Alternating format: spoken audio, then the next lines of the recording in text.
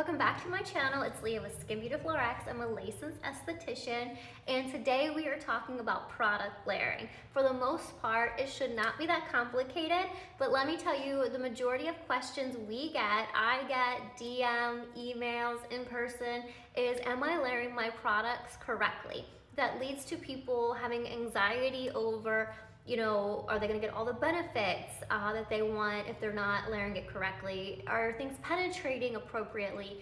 Should they be applying it morning or evening? And really, while not everything is like black and white sometimes on how to layer it when you get the box, there really is a very few ingredients and products that is deterrent on layering. But there are a few, and we're gonna go over them today. So of course, we are gently cleansing every morning because our skin naturally sheds more at night. So when you wake up, that's why you're a little more oily. And we just wanna get that bacteria off the skin. We don't want the bacteria and the dead skin cells that we've shed overnight to settle into the pore and cause congestion. So we're gently cleansing every morning and cleansing every night. Secondly, we are always exfoliating 1 to 3 times a week, depending on your specific needs. You will know when you need to exfoliate, so I always recommend 1 to 3 times a week. After that, you will layer first your growth factors. So your growth factors, your exosomes, whatever you want to call them, those go first after cleansing, because these ingredients, these exosomes, growth factors, have a very large structure. They are large molecules and they need the space to wiggle in with no obstruction to get into the tissues that they need to get into to work appropriately. So we are always putting growth factors on first. And I know the biggest question I get is a product like Multi-Action Cream from Calcium. It is an actual cream, but it is a growth factor, so people immediately think, well, I've always heard, and these can be outdated instructions, I've always heard thinnest to thickest. You're telling me to put a cream before my serum? Yes, I am. If you want those growth factors to wiggle where they need to go and give you that nice snatched jawline, we're putting them first. When you have a product like Calcium, you use a pea-size amount, and when you apply that to the skin and massage it, you should not feel anything on your skin afterwards. It's not like a moisturizer where you're gonna feel it. If you feel it, you're using too much. So even though it is a cream, it does go first.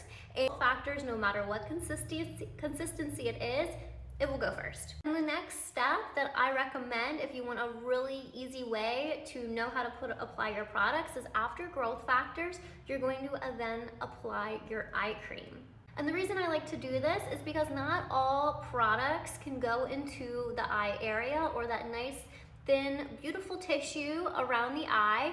So what applying your eye cream next does after your growth factor is it creates a nice little barrier so that any products that you apply after your eye cream don't migrate into the area and cause eye issues. So some vitamin C's, for instance, vitamin C over 7, 8, 9% cannot go into the eye area. So we want to make sure that if it's an ascorbic acid, you're using Obagi 20% and it's starting to migrate into that eye area and you're getting a little bit of redness, we stop that by first applying our eye cream first. So growth factor and eye cream. And we want to make sure when we're applying our eye cream too, is that we're gently tapping it into the area so we're not tugging or pulling on that delicate eye skin.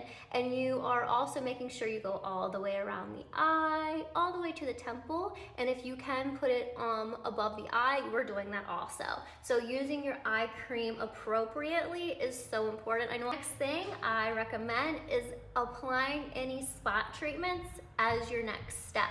Spot treatments are so important and they're targeted treatments. So we don't want to apply those all over the face. Now let's go ahead and get into our vitamin A and our vitamin C. The first thing I want to go over is a lot of people ask, can they apply vitamin C at night or vitamin A in the morning? And the short answer is yes, but there's a reason we don't.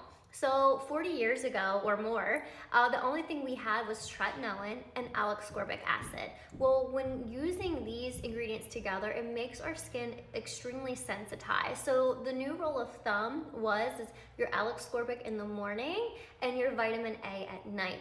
Also, vitamin A is sun sensitive. So if you are using a vitamin A in the morning, you wanna make sure you're always wearing SPF. Not everybody would do that. Now fast forward 40 years, we can absolutely use vitamin C in the morning, vitamin A at night, but there's so many alternatives now that I know I use a THD at night.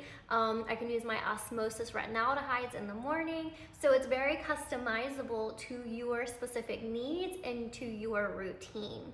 However, it's very important to note that vitamin C also protects our skin from oxidative damage, as well as free radicals and pollution. But free radicals and pollution and oxidative damage do not stop at night when we go to bed. Like, it is all around us 24/7. So you can absolutely still use your vitamin C and antioxidant serums at night as well for the ultimate protection. A quick reminder, vitamin C can be used at night for full protection, and then vitamin A can be used in the morning only if you are also using SPF to protect your skin from being sun sensitized. Now I know everybody watching uses their SPF every day and reapplies.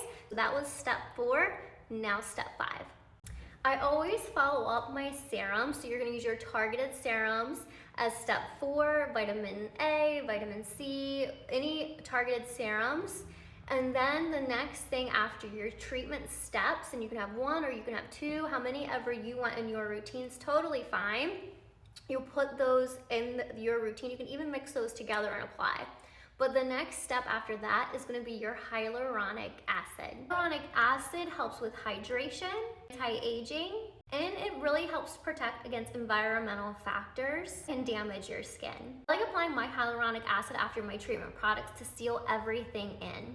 So that brings me to applying your moisturizer after your hyaluronic acid serum, because as we know, hyaluronic acid draws water into the skin. It keeps the water into the skin, but depending on a lot of factors, your skin type, the atmosphere you're in, what you've applied before, every little thing, hyaluronic acid can easily be pulled back out of your skin and release that water into the air or transepidermal water loss. So after your hyaluronic acid, the most important thing to do is apply your moisturizer. That is going to create a barrier over your skin, trapping in that water while effectively hydrating and moisturizing your skin at the same time.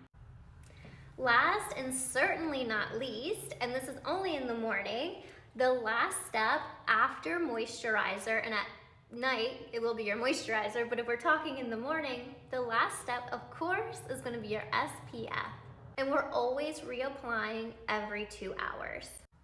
So we're cleansing and we're toning, we're using growth factors, we are then using our eye cream, spot treatment serums for all over the face and neck, and then we are moving towards our hyaluronic acid, moisturizer, SPF.